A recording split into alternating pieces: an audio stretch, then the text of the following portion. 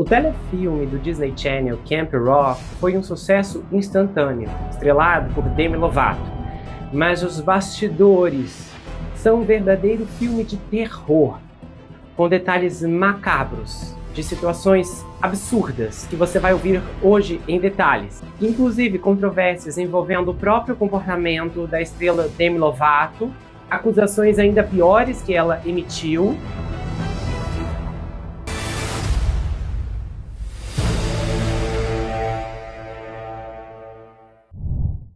Olá pessoal, bem-vindos a esse canal. Eu sou Gustavo Negreiro, seu psicanalista favorito, e hoje estamos em mais uma atração do Gustavo Report.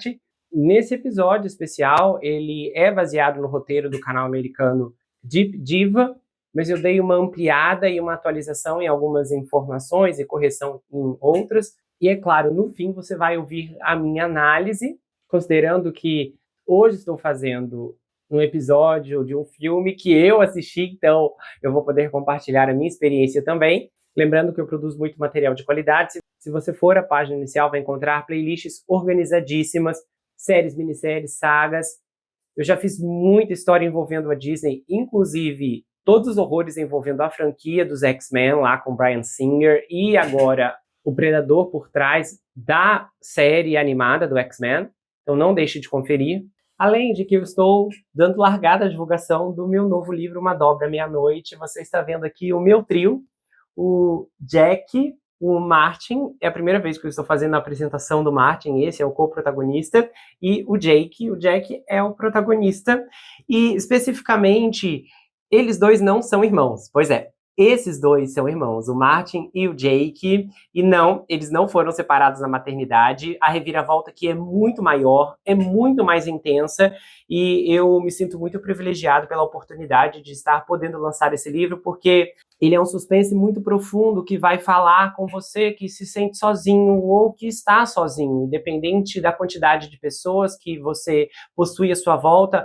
Mas essa história, ela vem especificamente para trazer respostas. A gente tem até a caneca, uma caneca teste que a minha irmã fez. Se você quiser uma caneca dessa, entre em contato, a gente pode fazer um envio. Esse é o Jack aqui, Uma Dobra Meia-Noite. O pesadelo está a um passo de distância. Lembrando que essa frase constitui um segredo importantíssimo que vai ser desvendado antes da estreia do livro. Eu estou falando de algo muito grande que vai vir à tona diante dos olhos de todos vocês. Você não tem ideia do que essa frase vai se transformar, e eu tenho certeza que vai mexer com o seu coração. Então se prepare, porque essa reviravolta está muito próxima, e a sinopse oficial do livro ainda não foi divulgada, mas em breve será.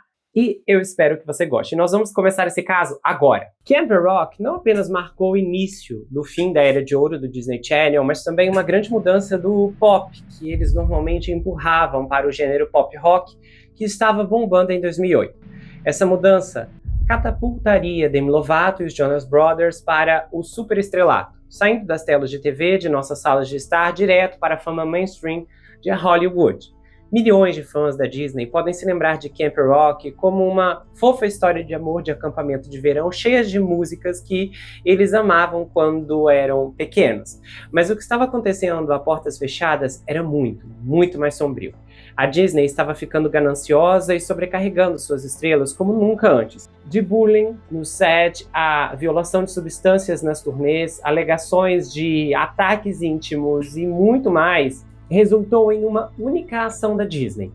Uma absorção total de todo o escândalo interno, que demoraria décadas para virar público. Tudo chegaria a um ponto de ruptura e faria com que o terceiro filme de Camp Rock fosse completamente cancelado. O ano é 2006, High School Musical é um sucesso absoluto e foi o filme de TV mais assistido de todos os tempos. Só para vocês terem noção, High School Musical 2, que estreou em 2007, fez um feito absurdo na história da TV a cabo americana.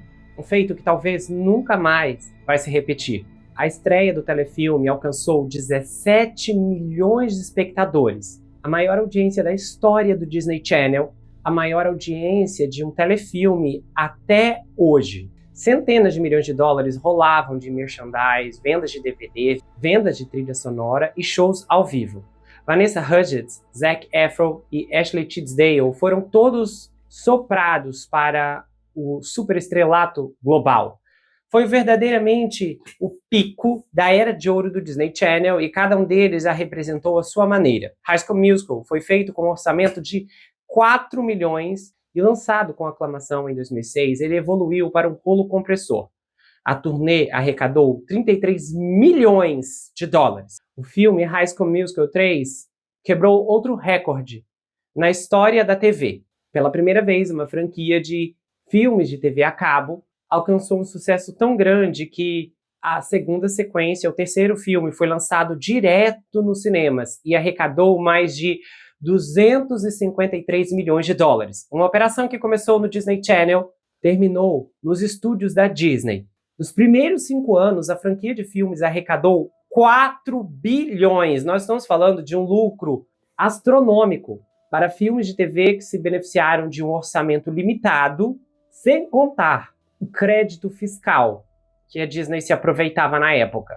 High School Musical não foi apenas um filme de TV bem-sucedido, tornou-se um fenômeno cultural total, marcando o início de uma era totalmente nova para a Disney. No entanto, a Disney sabia que só conseguiria extrair mais um filme da franquia na época, depois o 2, porque as estrelas estavam começando a envelhecer para o canal. Assim, eles precisavam começar a desenvolver uma nova série de filmes originais do Disney Channel se quisessem continuar vendo quantidades massivas de receita, como naqueles finais dos anos 2000. Na tentativa de recriar High School Musical, Kenny Ortega e o Disney Channel seguiram exatamente a mesma fórmula. Agora, em vez de um ambiente high school, o novo filme se passaria em um acampamento de verão para menores interessados em música e artes cênicas. Como todos os acampamentos de verão, haveria um romance de acampamento entre os personagens principais e, claro, uma vilã loira, rica, icônica. Mas haveria uma grande diferença. Dessa vez, a Disney mudaria para um som mais pop rock, e com isso eles batizariam a nova franquia de filmes originais do Disney Channel de Camp Rock. High School Musical era conhecido por suas músicas no estilo Britney Spears, de pessoas que dançavam pelos corredores, cantando sobre a história do colegial, cantando sobre se apaixonar e se tornar melhores amigos. Mas dessa vez a Disney mudaria toda a atitude e o som. Então eles tinham tudo. O título, a franquia, tudo que a Disney precisava agora era encontrar um novo grupo de adolescentes talentosos e excepcionalmente carismáticos que se tornariam a próxima geração de estrelas da Disney. Imediatamente, os Jonas Brothers seriam escalados para Camp Rock, com Joey Jonas interpretando o protagonista Shane Gray. Essa decisão foi óbvia para a Disney, pois os Jonas Brothers eram estrelas em ascensão que já estavam contratados por sua gravadora, a Hollywood Records. Além disso, eles tinham uma minissérie popular no Disney Channel que os acompanhavam em turnê intitulada Jonas Brothers Vivendo o Sonho. Escolher a protagonista feminina não foi fácil. Houve até um período em que a Disney queria colocar a superestrela pop Selena Gomez como a estrela de absolutamente tudo que estavam desenvolvendo, porque a Selena estreou em outro grande sucesso do canal, que foi Os Feiticeiros de Waverly Place, e aí eles ofereceram o papel da Mitch Torres para Selena. No entanto, essa informação eu não pude confirmar, mas parece que a Selena queria que a sua melhor amiga de infância, a Demi, que ela conheceu no set de Barney, conseguisse o papel. E a Selena realmente recusou. Essa amizade é muito diferente do que vemos hoje, bem distante. Mas naquela época elas eram verdadeiras melhores amigas. O Disney Channel já estava muito familiarizado com a Demi Lovato, porque ela estava em uma série curta de 2 a 5 minutos chamada Quando Toca o Sino. Mas na época do elenco, eles pareciam inclinados a estrelas que já faziam parte do selo da Hollywood Records. Mas quando ela chegou aos testes de química, parece que quem realmente se encaixou melhor no personagem foi de longe a Demi Lovato. A Demi tinha o que eles procuravam e a voz pop rock que eles precisavam. Só que não se esqueça do nome da Jordan, porque a sua história será um pouco mais importante depois. A Demi Lovato, em um comentário sobre o processo, disse assim: o modo como eu me envolvi com Camp Rock foi que eu tive uma reunião que foi como uma audição. E eu li para as pessoas da Disney, e isso foi tipo minha primeira audição, e então eu fui para o callback final. E foi uma grande coisa de acampamento de o dia inteiro, e nós tivemos que dançar, e tivemos que cantar, tivemos que atuar, e então fomos pareados com pessoas diferentes para ver como ficaria. No início, quando passei pela porta e vi todas aquelas garotas lá, não vou mentir, fiquei meio intimidada. Eu sentei lá e pensei, sabe de uma coisa? Se é para acontecer, acontecerá. E a partir daquele ponto eu estava tão animada por estar lá e por estar lá com aquelas pessoas que eu simplesmente me diverti. A ex-video Miss de Miss Elliott, a estrela de Step Up e regular do Disney Channel, Alyson Stoner, faria o teste para o papel principal da Mitty, mas acabou sendo escalada como sua melhor amiga, Caitlin Geller. E por fim, a Megan Jett Martin conseguiria o papel da versão de Camp Rock da Sharpay, Tess Tyler. A Megan Jett Martin realmente destacaria como a Ashley Tisdale era muito marcante como personalidade e realmente se destacou em High School Musical, porque no filme de Camp Rock, a Megan não conseguiu vender totalmente a personagem de forma que se tornaria uma lenda e um ícone do Disney Channel como a Ashley Tisdale. Mas ela recebeu todos os ingredientes para isso, só que ela simplesmente não correspondeu. Esse time dos sonhos se reuniria e criaria o que conhecemos hoje como Camp Rock, e a sinopse do filme é a seguinte: ele conta a história da Cinderella Rock, a Mitty Torres, uma adolescente com uma voz incrível e uma ambição irresistível de ser uma cantora pop, e ela quer passar o verão em um acampamento de rock prestigiado. Infelizmente, um acampamento musical caro que está fora do alcance de sua família. Mas a sua mãe consegue um emprego como cozinheira do Camp Rock para que a Mitty possa realmente participar, desde que ela ajude na cozinha entre as aulas. Só que o tempo todo a Mitty vive uma vida dupla, escondendo que é filha da cozinheira enquanto se passa por uma campista rica para se tornar parte da panelinha mais quente do acampamento liderada pela vilã Tess. E aí a Mitty é ouvida cantando, mas não vista pelo instrutor celebridade do acampamento e vocalista do Connect 3, Shane Gray, o Joy Jonas. E ele fica completamente apaixonado e sai em busca da garota por trás daquela linda voz. Então, a Mitty tem que aprender a confrontar seus medos, sair da cozinha e entrar no holofote como ela mesma. De acordo com a Billboard, o filme atraiu um público de 146 milhões de espectadores em 160 países e 30 idiomas. Camp Rock estreou no Disney Channel nos Estados Unidos em 20 de junho de 2008, com 8,9 milhões de espectadores, sendo o segundo filme original do Disney Channel mais visto na época, atrás apenas do fenômeno de High School Musical 2, lançado no ano anterior, 2007. Ou seja, Camp Rock fez apenas a metade do que High School Musical havia feito. Sua exibição em 21 de junho na ABC teve 3,47 milhões de espectadores, e a sua exibição em 22 de junho na ABC Family teve 3,73 milhões de espectadores. O DVD liderou a parada nacional de vendas de vídeos caseiros na semana que terminou em 24 de agosto, e o filme tornou a Demi Lovato e os Jonas Brothers verdadeiras estrelas massivas. O verdadeiro dinheiro não estava no filme, estava nas turnês, nas vendas de álbuns, especiais de DVD, o merchandise e spin-offs. A Disney, é claro, sabia disso e tinha um plano completo para capitalizar o máximo possível desses adolescentes. Primeiro, eles assinaram com a Demi Lovato na Hollywood Records e em seguida colocaram os Jonas Brothers e a Demi trabalhando em álbuns simultaneamente que seriam lançados logo após a estreia de Camp Rock. Os Jonas Brothers até ajudaram a coescrever o primeiro álbum da Demi, que foi filmado e transformado em um especial de DVD. O primeiro álbum promocional a ser lançado no verão de 2008 foi Little Bit Longer, dos Jonas Brothers, e este álbum foi um sucesso massivo, estreando em primeiro lugar na Billboard 200. O videoclipe do primeiro single, Burn It Up, foi ao ar no Disney Channel um dia após Camp Rock e enviou os fãs do Jonas à loucura. A Selena Gomez apareceu no vídeo como um interesse amoroso do Nick, o que incendiou a internet com especulações de que as duas estrelas do Disney estavam namorando. Os rumores eram todos verdadeiros, mas questionados sobre os fatos, eles tinham que desviar das perguntas, pois a Disney tinha regras básicas bastante rígidas sobre relacionamentos públicos. Pouco depois do lançamento do álbum, o CD da Demi estreou no segundo lugar nas paradas da Billboard, e isso foi um grande negócio, não apenas porque as estrelas da Disney estavam invadindo a música mainstream em um ritmo como nunca antes, mas também porque a Demi foi a primeira estrela feminina da Disney autorizada a sair do molde comum que a Disney normalmente empurrava, e provou ser um enorme sucesso. A Demi descreveu seu som como pop, mas com mais rock do que as pessoas esperariam, e ela expressou sua paixão por escrever sua própria música. Enquanto a Demi e os Jonas Brothers dominavam as paradas, a Disney os enviaria na turnê Burn It Up, que começou em julho de 2008, e a Demi abriria os shows e os Jonas seriam a atração principal, e eles até conseguiram grandes estrelas como Avril Lavigne, Taylor Swift, como artistas convidadas. A turnê, é claro, foi filmada e transformada em um filme-concerto 3D que foi lançado nos cinemas. Demi e os Jonas Brothers estavam fazendo a Disney ganhar centenas de milhões de dólares, e até esse ponto, a Disney estava apenas começando. Os Jonas Brothers ganhariam sua própria série de TV do Disney Channel, que na verdade estava em desenvolvimento desde 2007. Originalmente, deveria se chamar Jonas, com as letras separadas, um acrônimo para o Junior Operations Networking, SPIES. Eles deveriam ser uma banda famosa tocando shows durante o dia e espiões secretos durante a noite. Mas quando conseguiram filmar, os Jonas Brothers eram famosos demais e a coisa toda de espião não combinava com sua marca.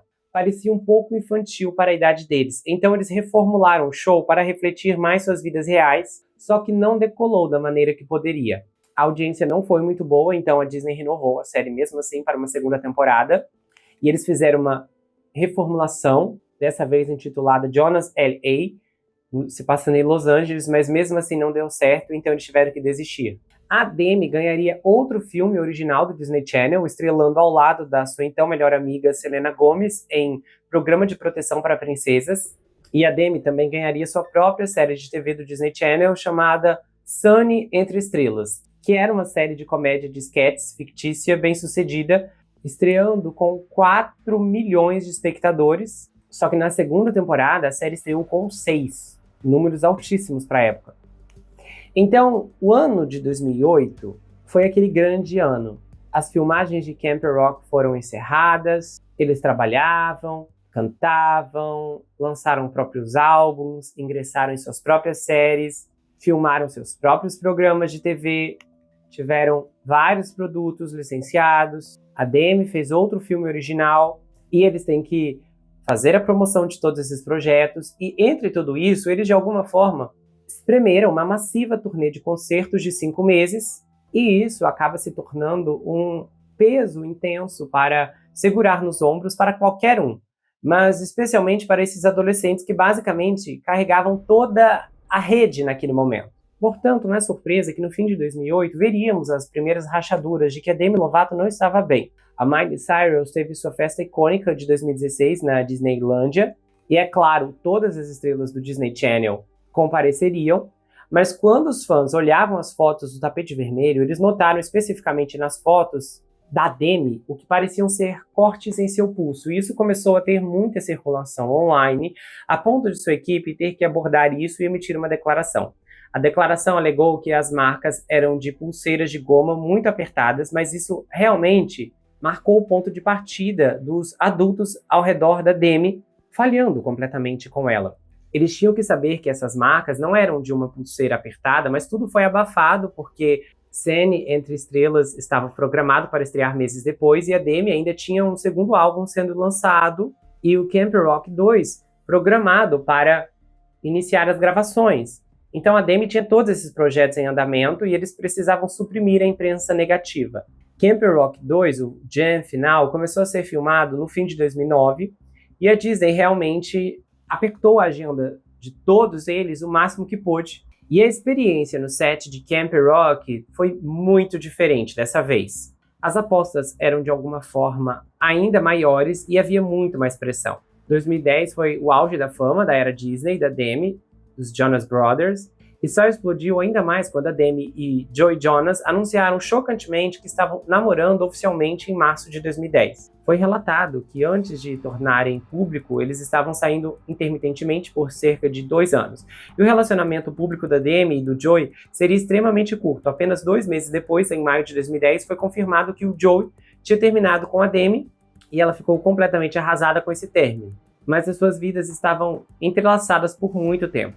Foi verdadeiramente devastador para ela e, ao que parece, isso não poderia ter acontecido em pior hora. O término aconteceu enquanto eles estavam em uma corrida de relações públicas promovendo a estreia iminente de Camp Rock 2 e a turnê de verão que ainda tinham que embarcar juntos. Aí, Camp Rock 2, o jam final, estreou no Disney Channel em 3 de setembro de 2010, alcançou 7,9 milhões de espectadores, foi mais ou menos 1 milhão a menos que o Camp Rock original, e é claro, o oposto do que High School Musical fez quando lançou o segundo filme, que triplicou a audiência em milhões de espectadores. E também um outro sucesso musical, Cheetah Girls, estrelado por Raven Simon de As Visões da Raven, cujas sequências garantiriam mais audiência do que suas estreias originais. Apesar disso, ainda foi a estreia de filme de TV mais vista naquele ano inteiro, e havia um jogo de Camp Rock para a Nintendo, a trilha sonora que estreou no número 3 nas paradas da Billboard,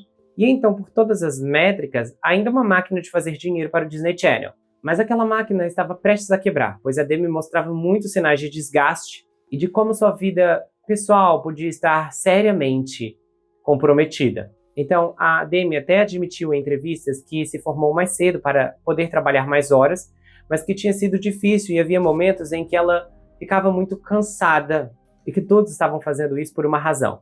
Além de estar absolutamente exausta pela pura quantidade de pressão que estava se acumulando, a Demi ainda estava se apresentando na turnê dos Jonas Brothers, o que significava que ela estava viajando o mundo com seu ex-namorado, e o Joey começou a trazer sua nova namorada, Ashley Graham, durante essas viagens. E a Demi disse em entrevistas que se sentia tão fora de controle e tão sobrecarregada que recorreu a mecanismos de coping autodestrutivos como farra, bebida e automutilação. A Demi tentou o seu melhor para esconder suas lutas. Ela era uma atriz, afinal de contas, mas quando tantos sinais estão evidentes, não tem como manter uma fachada. E o clímax chegou em outubro de 2010, apenas um mês antes da final da turnê mundial dos Jonas Brothers. E a Demi descreveu o incidente, dizendo: "Eu estava na Colômbia, eu estava na turnê do Camp Rock 2 e convidei um monte de pessoas para jantar, minha banda e meus dançarinos de fundo.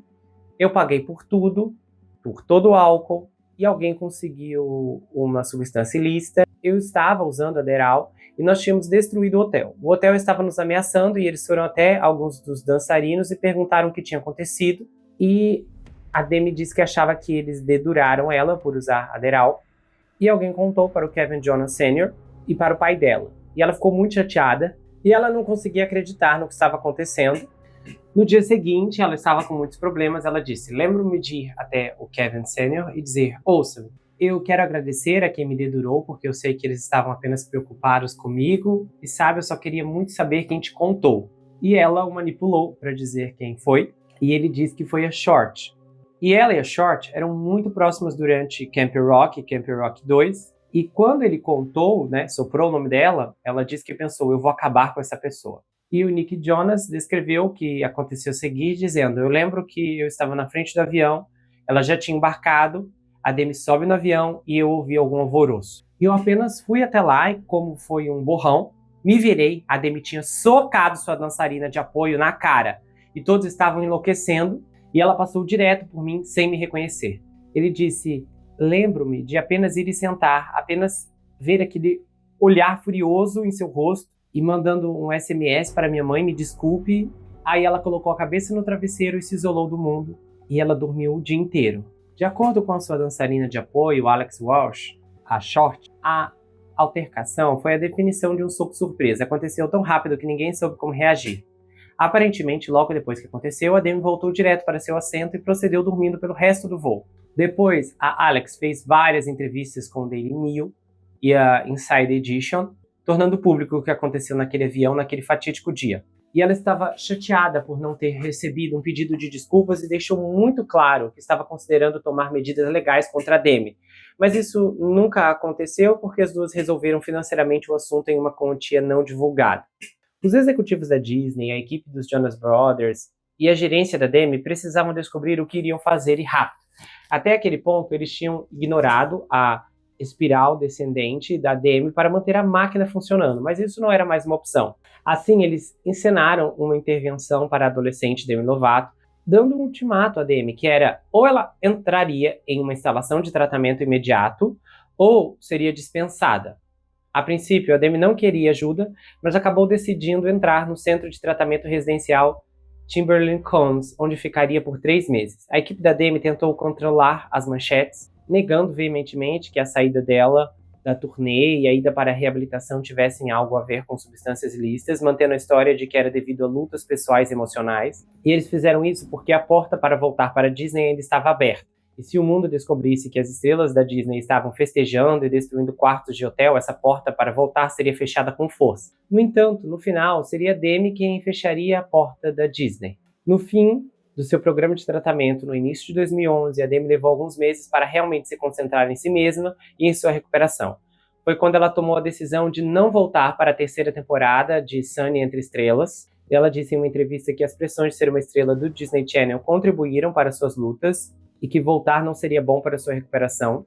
Aí a Disney decidiu reformular Sunny Entre Estrelas para Sem Sentido, com o mesmo elenco, menos a Demi, só que o programa era horroroso e foi rapidamente cancelado após uma audiência apocalíptica. Um potencial terceiro filme do Camp Rock foi totalmente descartado, e a verdade é que o set era incrivelmente tóxico, incluindo os Jonas Brothers, estava farto do controle da Disney. Após anos do fenômeno cultural, as estrelas começariam a se manifestar e compartilhar suas experiências no set com a Disney em geral.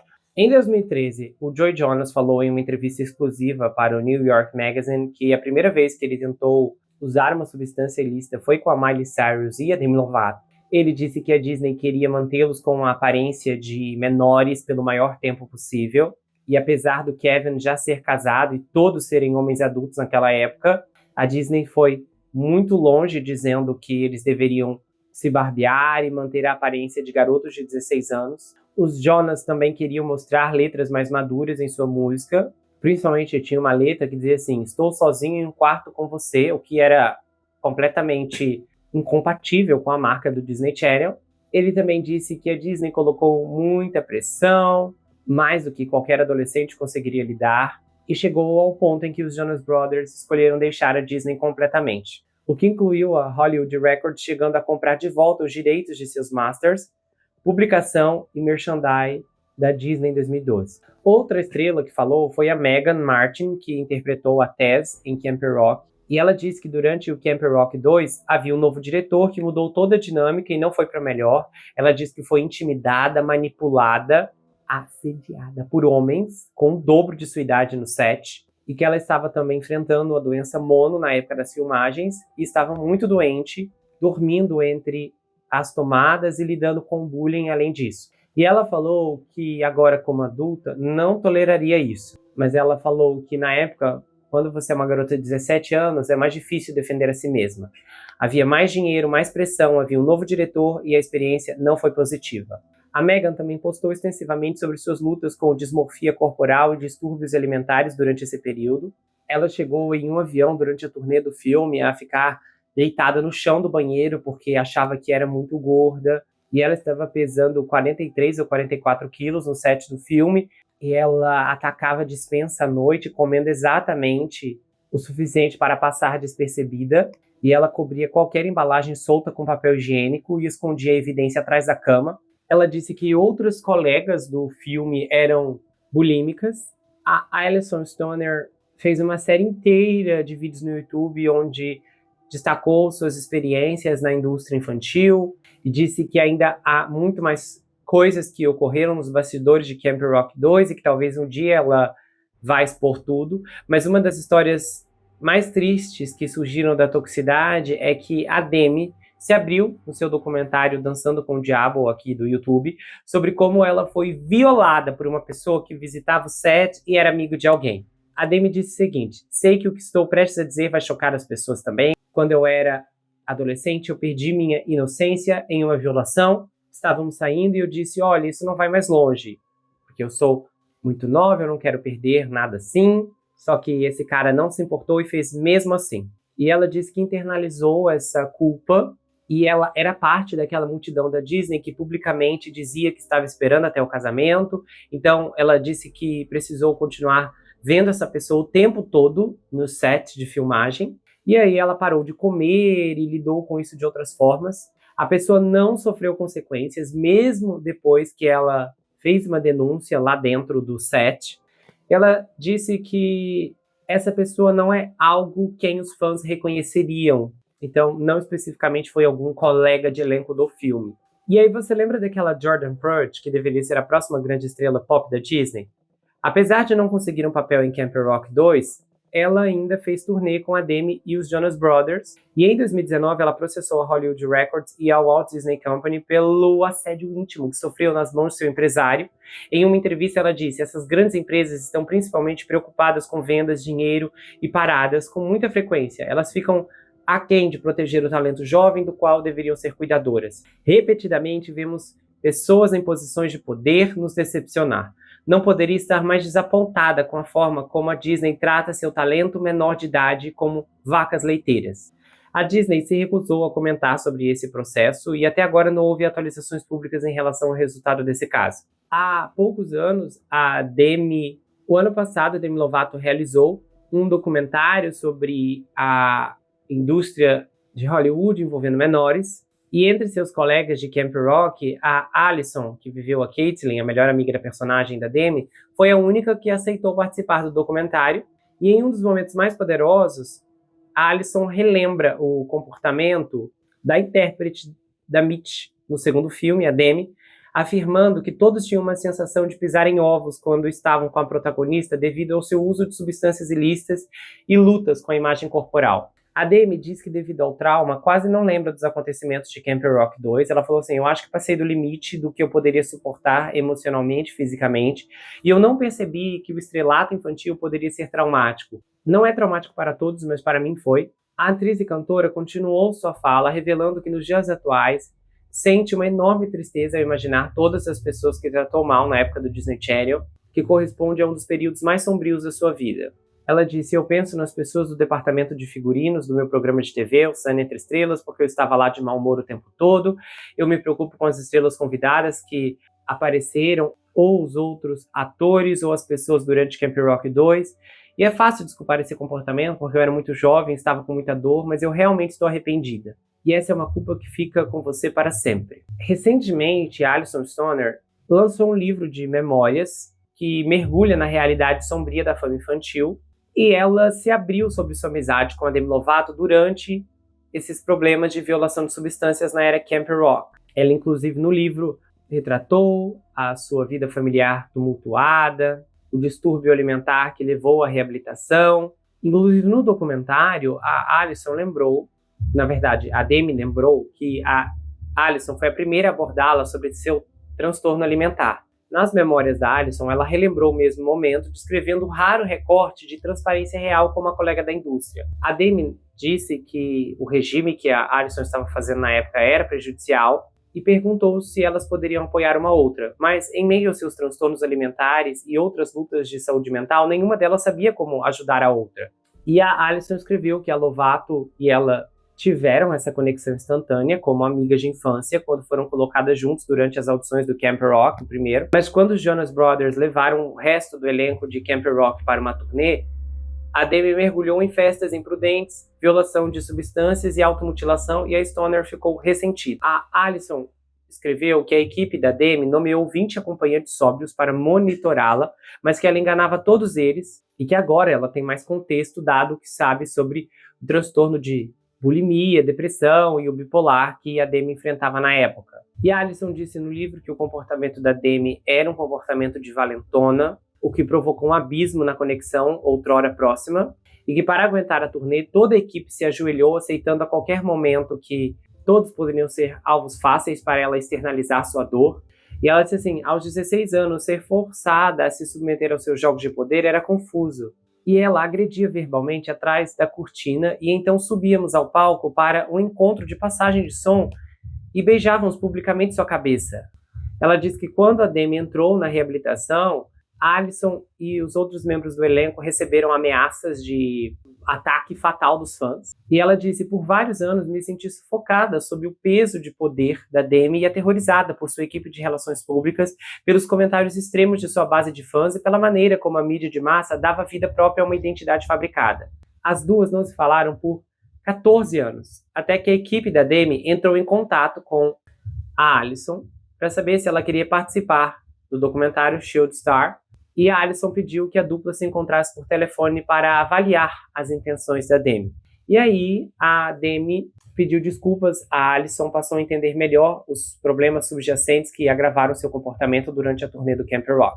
Recentemente, a estrela de Camp Rock, a Megan, diz que está aberta a participar de um possível terceiro filme, apesar de ter tido uma experiência ruim no set filmando a sequência de anos atrás. Ela disse que acha que um terceiro filme pode ser curativo para todos os envolvidos. E ela diz também que a sua personagem merece justiça, dada a história que sua personagem ganhou no segundo filme, onde ela continua sendo uma vilã.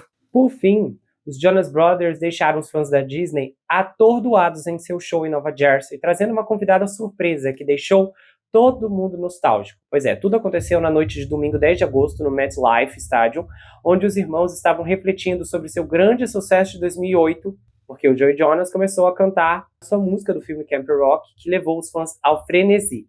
E então, a Demi Lovato surge de surpresa no palco, e toda a multidão foi à loucura. A dupla, então, cantou algumas das músicas mais populares do filme, e demorou muito para que essa reunião acontecesse. A Demi e o Joey disseram à multidão que não tocavam a música ao vivo há quase uma década, e esse foi o primeiro show do 20º aniversário dos Jonas Brothers, que se tornou notícia em todo o mundo. No ano passado, ou foi retrasado? O Investigação Discovery lançou um documentário focando nos horrores que aconteceram nos bastidores da Nickelodeon, de tudo quanto é coisa. Esse documentário foi um sucesso, foi cobertura para tudo quanto é lado. Na época eu não cobri, eu tinha muita vontade de cobrir a história, inclusive eu já tinha vontade de fazer sobre o Dan Snyder há muitos anos, mas eu estava desacelerado na época com a frequência de vídeos no canal, se eu estava produzindo uma vez por semana, eu estava em outro momento, então eu não fiz essa história, mas quem assistiu o documentário, sabe que o caso ele foi horroroso e virou notícia em todo mundo. O documentário até ganhou um prêmio no Emmy Awards. Engraçado que os canais de comunicação da Disney, como a ABC, todos se aproveitaram para comentar e falar mal, né, da Nickelodeon, concorrente do Disney Channel. Só que o engraçado é que se alguém fizer, o que é muito difícil porque a Disney é muito poderosa, dona de muitas corporações, se alguém fizer um documentário sobre os bastidores do Disney Channel, os detalhes seriam ainda piores. Até porque eu e a doutora Sandra estamos já há mais de um ano tentando fazer uma investigação da quantidade de predadores nos parques da Disney. Quando eu falo assim, quantidade, é astronômico. Praticamente toda semana, um predador é preso no parque da Disney. Um predador funcionário por violar menores. A Disney está metida em tráfico de menores e por aí até o pescoço, e muita gente sabe disso. Existem casos gravíssimos de predadores que trabalhavam lá, que foram presos, soltos, e mesmo assim a Disney manteve na folha de pagamento. Tem o caso do CEO da Disney que foi acusado de violação, um CEO lá da época dos anos 2000. É um mar de podridão. E é meio que surpreendente quando você olha e vê que não tinha uma pessoa na sala de reunião dos administradores do estúdio ou da emissora de TV que tivesse uma voz ativa para ressaltar o seguinte: gente, nós precisamos cuidar desses garotos, dessa menina, desses artistas que estamos levando para lá e para cá, porque se em algum momento eles colapsarem, não vamos mais conseguir esse dinheiro. E é muito interessante que, se você dá uma olhada nas cenas do filme, é inimaginável, inconcebível que os bastidores eram tão macabros, porque isso realmente não dá para perceber. A própria performance da Demi Lovato é bem tranquila. Eu conheci Camp Rock porque, entre a Nickelodeon e o Disney Channel, eu tenho mais um histórico de Disney Channel quando eu era menor. Eu não gostava da Nickelodeon, eu tinha inclusive uma sensação de nojo. Eu nunca assisti nenhum programa da Nick, não gostava dos desenhos, eu não gostava de absolutamente nada do canal, me dava nojo, de verdade, nojo. Agora, o interessante é que eu lembro que eu gostava, né, de algumas das séries, dos filmes do Disney Channel, quando eu era menor, só que eu não gostava de, por exemplo, assistir a programação do Disney Channel quando eu estava comendo, porque aí me dava um nojo. Era muito interessante, me dava... alguma coisa embrulhava meu estômago, então eu sabia que eu poderia comer, por exemplo, sei lá, fazer uma pipoca, comer qualquer outra coisa, assistindo um outro filme, se eu quisesse, mas não os do Disney Channel, porque tinha alguma coisa ali que me fazia perder o apetite, me dava esse nojo e aí eu não queria mais comer. Eu acho que isso foi no ano de 2000 e... Peraí que eu consigo achar aqui. 2010. Eu conheci Camp Rock no ano de 2010, na época eu fiz uma amizade com um colega de escola, hoje ele é médico, e ele adquiriu Camp Rock, e eu lembro que ele me apresentou. Então eu tenho, assim, alguns flashes da primeira vez que eu assisti o filme com ele. Meu irmão estava junto também. E eu lembro que foi com ele também, um pouquinho mais tarde, que ele conseguiu o Camp Rock 2. Eu já conhecia High School Musical, e é interessante perceber alguns contrastes aqui entre High School Musical e Camp Rock. Eu não gostei do filme High School Musical, eu não gostei nem do 1, nem do 2, e o 3, quando eu fui assistir, eu não cheguei nem até o fim, eu parei, de tão horrível que eu achei. Eu não gostei da história, não me empolgou do High School, mas o que eu lembro, que o elenco de High School Musical realmente foi um elenco marcante. Do elenco dali, né, 3 pessoas se tornaram celebridades. Eu acho que a mais bem-sucedida é o Zac Efron, porque ele disparou para o cinema, mas você tinha ali a Ashley Tisdale, que foi relevante durante muitos anos, a Vanessa Hudgens, que também foi relevante durante muito tempo, teve o Corbin Bleu, que também, né, eram figuras muito carismáticas, que você gostava da presença dessas pessoas em tela. Apesar da história em si, de fato, eu não achava empolgante. Tinha alguma coisa na história do High School Musical que não me descia. Agora, a história do Camp Rock, eu, sinceramente, analisando o roteiro e etc., eu acho que ela é mais divertida, mais bem amarrada do que a do High School Musical, o primeiro, porque o segundo filme é tenebroso. Para menores, realmente funciona, assim. Eu até estava pensando esses dias, nossa, será que eu escreveria uma história assim como essa? Porque ela é muito infantil e, assim, é muito sincronizado, né? Só que realmente, para menor, aquilo ali funciona, e eu acho que para menores, o ritmo do filme, ele é interessante, porque as coisas vão acontecendo um salto após o outro, você tem a introdução da personagem de Demi Lovato, aí você tem a entrada dela no acampamento, a parte que ela começa a se passar como filha da mãe que é presidente da emissora, enquanto a mãe dela é cozinheira, e aí ela se afasta da melhor amiga para ficar com o trio lá da vilã. E aí nisso tem várias coisas criativas que vão ocorrendo. O fato dela cantar e o rapaz não vê, aí ele fica procurando a voz dela, meio que numa uma turnê secreta lá dentro do Camp Rock, só ela que não se candidata, porque ela, não, ele nunca me viu cantar. Aí a melhor amiga descobre que ela é filha da cozinheira, e aí depois a melhor amiga, né, meio que ajuda ela a manter esse segredo por um tempo, até que a vilã descobre, tudo assim da forma mais não acidental possível. Ai, tô passando e já ouvi o segredo da minha arqui-inimiga. Mas para menores, realmente o filme funciona, ou funcionava. Só que é uma coisa interessante que realmente o elenco, ele é um bom elenco de Camp Rock, mas ele não é um elenco tão marcante quanto High School Musical. E isso eu acho interessante, porque eu consigo ter essa distinção, mesmo trazendo nessa memória de que eu achava a história dos filmes bem chata, não empolgante, mas a de Camp Rock eu achava legal, mas o elenco de High School Musical era superior. E aí superior no que eu defino como fator carisma, que é uma coisa que eu venho comentando em alguns episódios aqui, que eu noto que hoje em dia você não consegue mais achar tantas personalidades, né, carismáticas que você gosta de ver aquela pessoa na tela. Eu acho que Camp Rock já talvez comece a mostrar o declínio nesse quesito, porque o elenco ele funciona no filme, tá? Então você não tem nenhum ator. Eu lembro que a mãe dela que eles selecionaram, o cara que dirigiu o acampamento e os outros, né, menores que apareciam brevemente ali, todos funcionavam. Funcionaram bem dentro do filme, mas não o suficiente, né, para ser um estouro fora do filme, que é o que levou lá ao estrelato do trio de High School. E eu acho curioso porque são elementos que eu não sei se você consegue prever, se você consegue medir, porque não é algo que dá para aprisionar em uma caixinha, né, em um pote de vidro. Não é transparente. Quando acontece muitas vezes sem que as pessoas esperem. Isso é muito peculiar porque é um efeito raro até hoje, se você parar para pensar. Existem muitos atores que nascem no cinema e prevalecem no cinema, e existem muitos atores que nascem na TV e prevalecem na TV, grandes estrelas de TV, mas não necessariamente conseguem romper a barreira do cinema. Antigamente era ainda muito mais raro. Eu só consigo lembrar mesmo do George Clooney, que fazia uma série médica, e aí ele largou a série, acho que depois de 4 temporadas, para focar no cinema, e ele conseguiu se tornar uma super estrela no cinema. Outros atores tentaram fazer o mesmo, abandonando suas séries populares na TV e não conseguiram se destacar no cinema. Parece que simplesmente a pessoa não empolga o suficiente, né? Para a TV você tem um público específico, mas para o cinema é outro.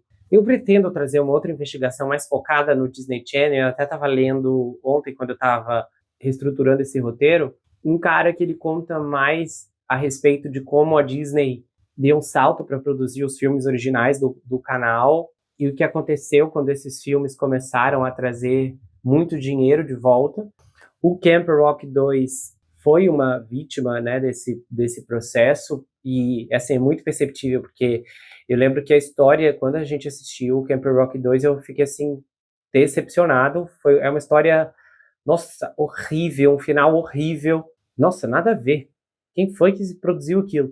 E, inclusive, nessa entrevista que eu estava lendo, o cara disse que eles estavam escolhendo cenários para o segundo filme num avião particular, já com o presidente da Disney, que antes não queria nem, né, saber, só, tipo, quero um filme para janeiro, se virem, produzam, tempo apertado, orçamento apertado e façam. A ganância, né, cooperativa, ela é muito factível nessa história, e claramente você consegue olhar na linha do tempo do Disney Channel quando foi que isso parou de dar certo. É como se pessoas que não entendessem do assunto passassem a dar as ordens, e isso levou o canal a um naufrágio, ao ponto que o Disney Channel já fechou as portas em vários lugares do mundo, inclusive aqui no Brasil esse ano, e as consequências comerciais estão visíveis, né, para um canal que rendeu muito dinheiro no passado para a companhia, hoje está respirando por aparelhos.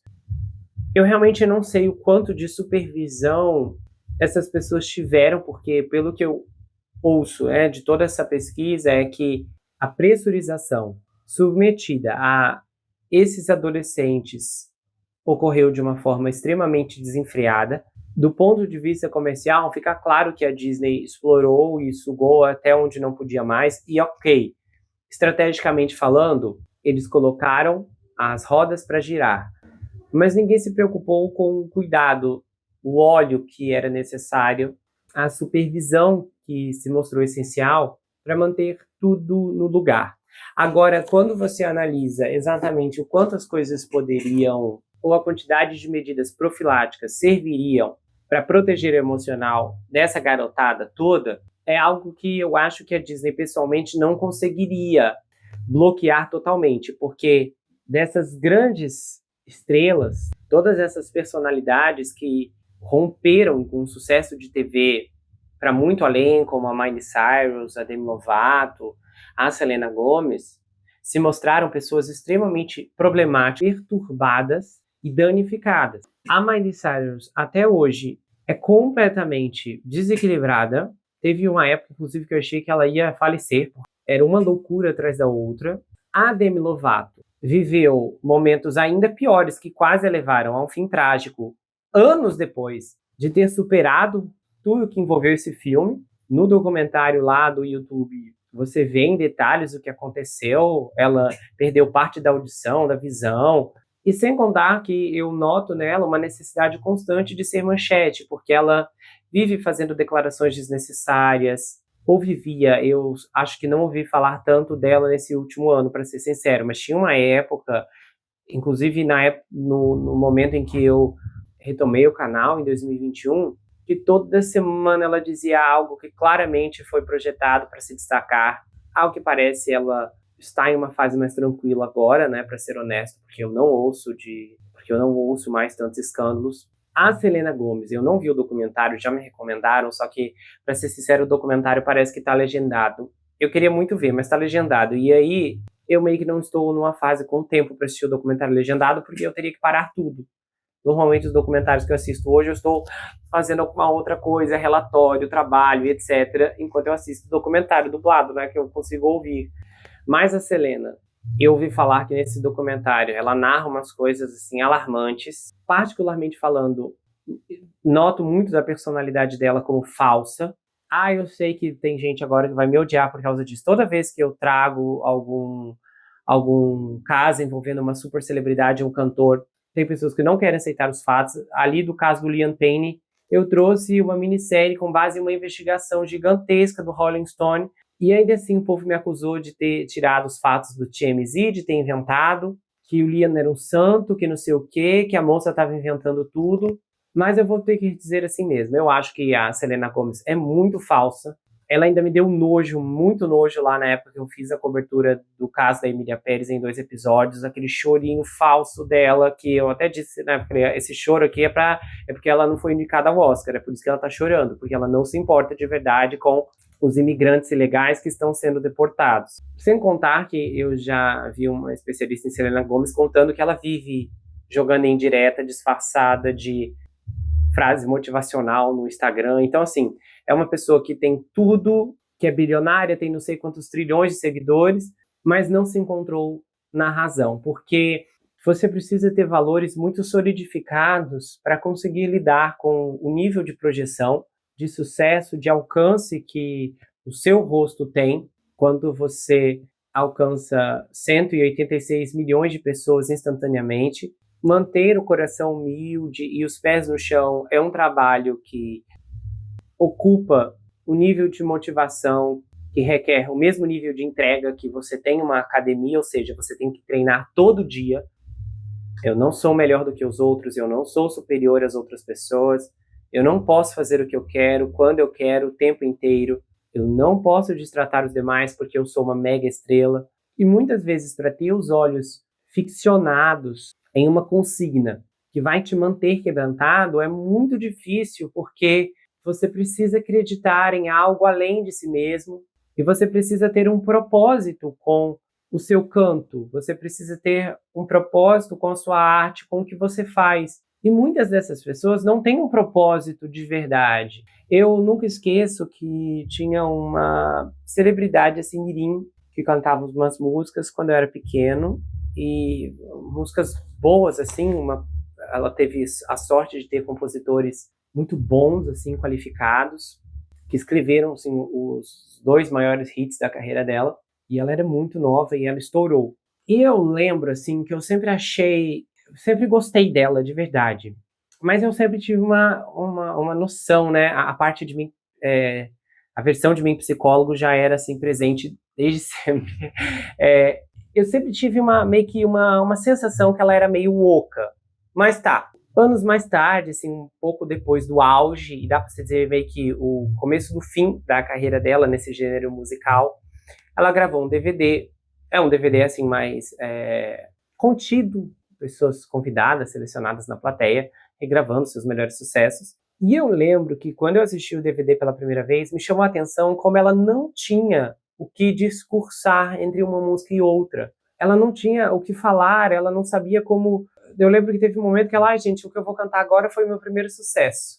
E só. Era meio que constrangedor o fato dela não ter o que oferecer além da música. Porque no CD é uma coisa. Você não tem a função de exercer algo administrativo ali, porque acaba uma música, começa outra, o CD não é ao vivo, não é essa proposta, mas quando você faz algo ao vivo, você consegue reunir, né, todo esse suporte para executar esse grau de realização, o nível de exigência na entrega aumenta, porque não é só cantar, mas é interagir com as pessoas, é levá-las a sentir algo que rompe os limites daquilo que você está propondo. Então eu lembro que a performance dela foi muito obstusa, completamente obstusa, e meio que confirmou a minha teoria que eu já tinha de quando era pequeno. Aí tá bom, deve ter uns 1 ano e meio, eu acho, que veio um recorte para mim no Instagram de alguém que selecionou uma entrevista que ela deu na época do seu primeiro CD, que já foi um sucesso. E eu sei que vai ser difícil explicar aqui, porque eu não consigo abrir mais detalhes, mas meio que considerando o universo em que ela estava inserido, existe todo um léxico próprio, sabe? Algo que é endêmico mesmo desse universo, e que se você está construído nessa base, você aprende isso instintivamente. E é claro, dependendo do grau do seu estágio de absorção, você vai ampliar aquilo mediante as suas possibilidades, qualidades e personalidades. E nessa entrevista, as respostas dela são tão superficiais em um grau que talvez se fosse um outro menor de um outro gênero, ok, sabe? Eram respostas esperadas, mas para ela não. As respostas eram cruas, eram sinceras, mas aí é que está. A sinceridade correspondia ao coração dela. E aí você olhando e pensa, meu Deus, o coração dela realmente era só voltado para isso, para o alcance, sabe, pro sucesso, e aí ela faz umas outras menções que até a entrevistadora, tipo, aham, é muito engraçado. Eu sei que é difícil de entender, porque eu não estou explicando todo o contexto aqui, não dá para fazer isso, mas eu quero que você compreenda a minha explicação e, se possível, entenda o meu entender. E foi interessante porque isso acabou trazendo mais um sinal de como a minha teoria, que eu já tinha quando era pequena, e depois se confirmou com o DVD, foi reconfirmada agora com esse recorte. Parecia mais que ela gostava de cantar o que ela cantava, mas ela não tinha de fato envolvimento emocional sobre esse o que ela cantava. Consequentemente, a carreira dela na música, nesse estilo de música, acabou. Hoje ela canta outro tipo, mas ela não alcançou êxito nesse tipo. E meio que quando ela tenta fazer um retorno para esse gênero original, as pessoas não compram mais, porque é completamente lúcido, límpido, que ela é vazia nesse quesito, tá? Não sei como é a vida dela no particular, mas eu falo no que precisa entregar aqui, ela não tem o que oferecer, que é mais do que ter uma bela voz que ela possui. E esse processo de alquimia é o que faz com que, quando você realiza algo que vai tocar no coração de outras pessoas, seja maior do que você mesmo. O que eu aconselho todos a buscarem, todos a almejarem dentro de si. Porque a composição de um projeto, como por exemplo, a elaboração do meu próprio livro, ele é uma construção do que eu gosto, do que eu gostaria de consumir, mas para além disso, um construto do que eu gostaria que as pessoas recebessem, de como eu esperava que elas pudessem ser tocadas, e através do que eu poderia realizar isso, tendo que abrir mão de algumas perspectivas mais emocionais isoladas e ampliar para vetores que eu não estava percebendo em si ou notando por mim mesmo. Mas houve um processo de busca, de procura, de pesquisa, para que essas informações fossem integradas à minha visão. Você nunca produz algo 100% do jeito que você quer, por uma ordem integral. Tudo começa com um desejo particular, óbvio, mas o propósito, ele te estimula a negociar com você mesmo, visando um bem maior do impacto que você quer alcançar, que você pode provocar e que você tem que atingir. Do contrário, uma arte sem esses critérios, que não pareia essas escalas adequadamente ou humildemente, se torna um projeto que entretém, mas não transforma nem induz a mudança. No máximo manipula, confabula e distrai. E essas obras tangenciais vão ser levadas pelo vento, substituídas por outras obras do mesmo estado, do mesmo trato. Às vezes é bom se perguntar quem é o seu canone, o que é o seu canone e onde ele está. O que você usa de régua para se medir, para se avaliar, quem ou o que sustenta a sua bússola moral. Eu acho que para muitas dessas estrelas, essa bússola está quebrada, ou nunca existiu. E é por isso que eles possuem tantos problemas, porque eles vivem apenas por eles e para eles.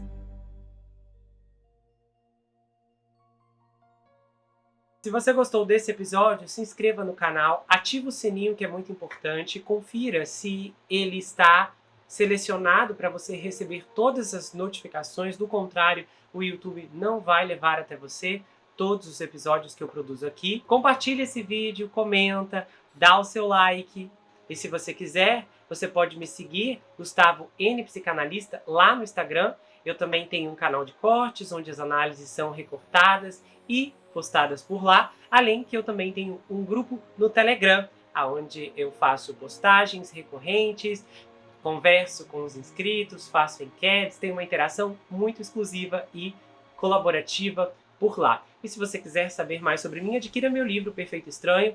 Esse é um suspense multifocal com uma abordagem inédita. O livro é escrito em formato roteiro, diferente de qualquer coisa que você já viu, e ele conta uma história extraordinária sobre o rapaz Jack Wilbur, que mora em uma mansão sozinho em Nova York. E ele começa a desconfiar que um terrível serial killer está escondido em sua própria casa. À medida que sua investigação avança, ele começa a analisar todos os aspectos geracionais de sua vida. As heranças financeiras, as heranças psicológicas, as heranças genéticas. E então, ele descobre que está preso em uma terrível maldição hereditária. há uma reviravolta inacreditável no capítulo 10 que vai te deixar de queixo caído. O desconhecido está na sua casa, na sua vida, mas fora do seu reconhecimento. O livro vai autografado, se você quiser, é enviado para qualquer lugar do Brasil e quase qualquer lugar do mundo.